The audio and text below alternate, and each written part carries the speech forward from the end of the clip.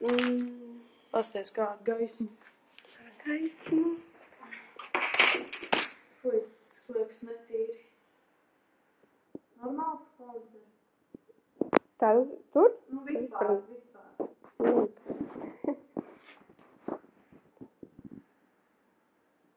Tur. Tad jā, es varbūt ārā. Ceru, ka tu nenosādi. Au. Ir tās lacīt. Te? Labs. Jā.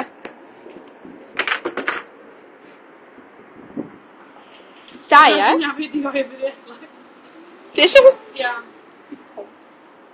Varbūt pienāc tuvāk, lai man nav jābļauj, es nezinu.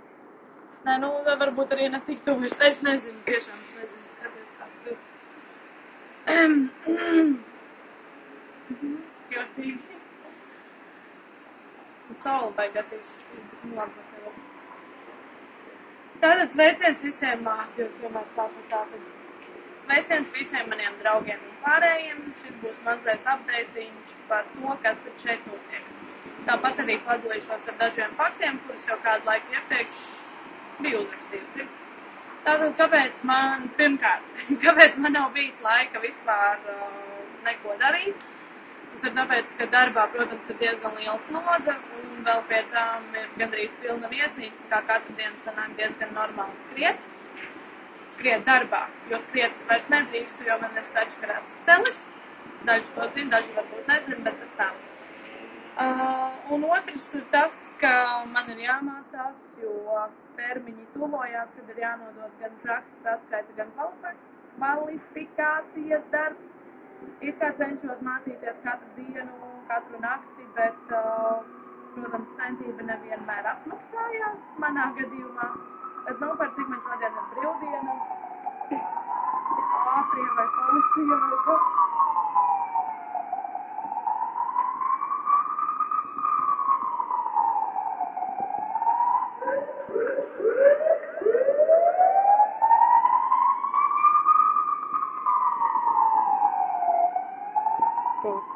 Bet jā, par cik man šodien ir brīvdiena.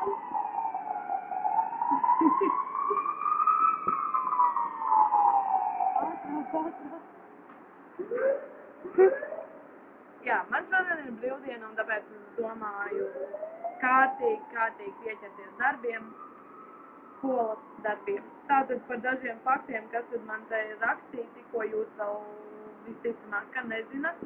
Pirmais, un kas ir, man liekas, viens no pašiem trakākajiem, ko vispār vajadzēs saskarties atbraucot uz šejieni, ir tas, ka mums ir jāmazgā drēbes ar rokām.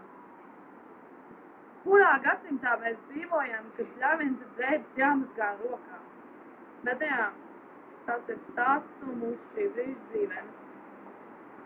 Tātad, ar katru nākamais fakts otrais.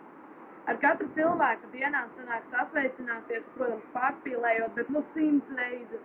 Jo katru reizi cilvēku ir pieklājīgi ar viņu sasveicināties. Un lai arī cik sākumā tas bija jocīgi un kaitinoši, protams, tagad jau ir pierasts. Jo, nu jau šeit es esmu gandrīz 2 mēnešus, un tā kā palicis man ir tikai 1 mēnesīs. Un nākamais fakts, ko es ļoti bieži novēroju darbā, ka spāņi neredz atšķirību starp tīru un tīru. Viņi vienkārši neredz. Nu, protams, ir viens tīrs cilvēks, tomēr atšķirību var saskatīt, bet pārsvarā neviens to nevar.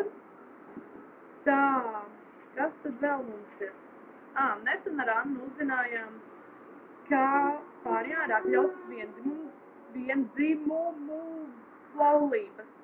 Un tas noteikti ir iemesls, kāpēc es tik bieži uz ielām esmu redzējusi homoseksuāļus. Tātad nākamais fakts. Iepriekš minēja, ka es dzīvoju 6. stāvā, bet patiesībā tā nav taisnība, jo tas sanāks 7. stāvs. Vienkārši Spāņi to stāvu, ko mēs saucam par pirmo, sauc par 0. Tāpēc es dzīvoju 6. Spāņu stāvā, bet 7. mūsu stāvā. Tā kā tā. Un tad ir viens sarkasms, ko es labprāt pateiktu visiem klientiem. Viesmīlim ir vairāk kā 2 rokas. Nopietni, viesmīlim ir tikai 2. Saprotiet lūdzu to. Un nebāžiet tos smulvos netīros šķīvis, tad, kad man ir jau 100 šķīvis rokām. Un jā, un vēl viens faktiņš par darbu ir tāds, ka es esmu izmetusi miskastē tik daudz galda piedaramus. Man liekas, tos pat nevarētu saskaitīt. Protams, ir reizes, ka es viņus izvelku ārā no miskastes, bet pārsvarā to nedaru. Piedodies. Tas arī varētu, ir, protams, un vēl daži pierakstīti, bet tas nav interesanti. Un jā, un man fonā varbūt varat redzēt, ir viesnīcas otrs korpus, un tas arī laikam būtu viss. Sveicieni atkal visiem maniem draugiem, šis video jau noteikti ir garš. Gribēju pasveicināt Annu Rulli un teikt, ka es drīz būšu atpakaļ, neuztraucies, strādāsim, viss būs labi.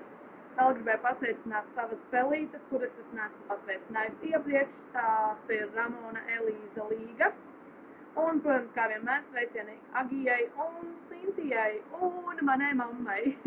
Tas arī tā kā laikam būtu viss. Nezinu, vai kāds video vēl no šīs saulainās zemes būs, bet laiks rādīs. Tiekamies 1. jūnijā Latvijā. Man liekas, ļoti garš.